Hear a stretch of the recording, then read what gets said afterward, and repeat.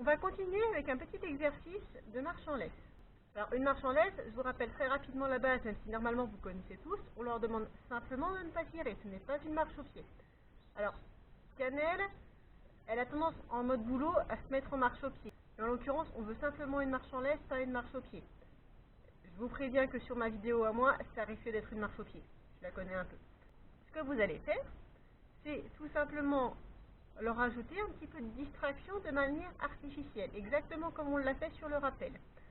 Alors, vous allez pouvoir ajouter, si vous le souhaitez, un enregistrement d'aboiement de chiens, de klaxons de voiture, comme pour les autres exercices qu'on a fait jusque-là.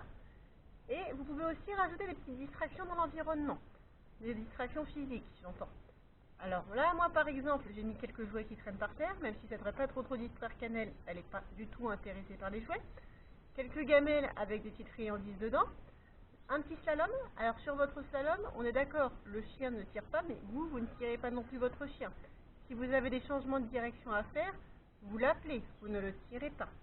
Et j'ai aussi mis un espèce de bout de bois qui traînait par là à passer par-dessus pour faire un peu de diversité dans l'environnement. Et on veut donc une marche en laisse propre, sans que le chien ne tire. C'est tout. Vous allez doser la distance et le volume sonore si vous choisissez la version audio en fonction du niveau de travail de votre chien. Vous ne les mettez pas en difficulté. S'ils ne sont pas encore trop avancés, vous mettez les distractions loin sur les bords de manière à ce que ça ne les distrait pas trop. Et s'ils sont bien avancés et que vous savez que normalement ils ne tirent pas trop, vous allez pouvoir les rapprocher. Mais vous ne les mettez pas en difficulté, vous y allez comme d'habitude progressivement. C'est parti!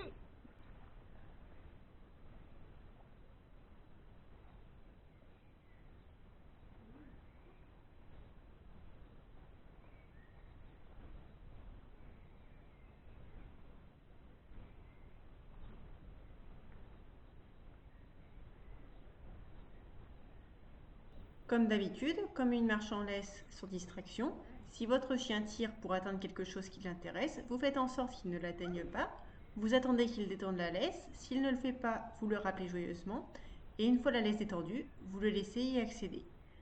Dans mes gamelles, il y a quelques friandises, du coup je ne la laisse pas y accéder, puisque je travaille en même temps le refus d'appât. Mais ce n'est pas une obligation, ça dépend du niveau de votre chien.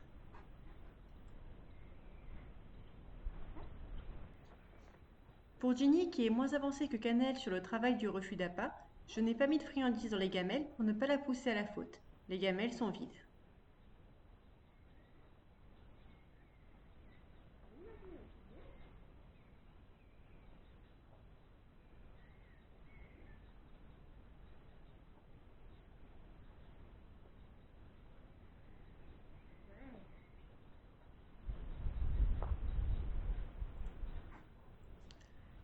Et voilà, à vous de jouer!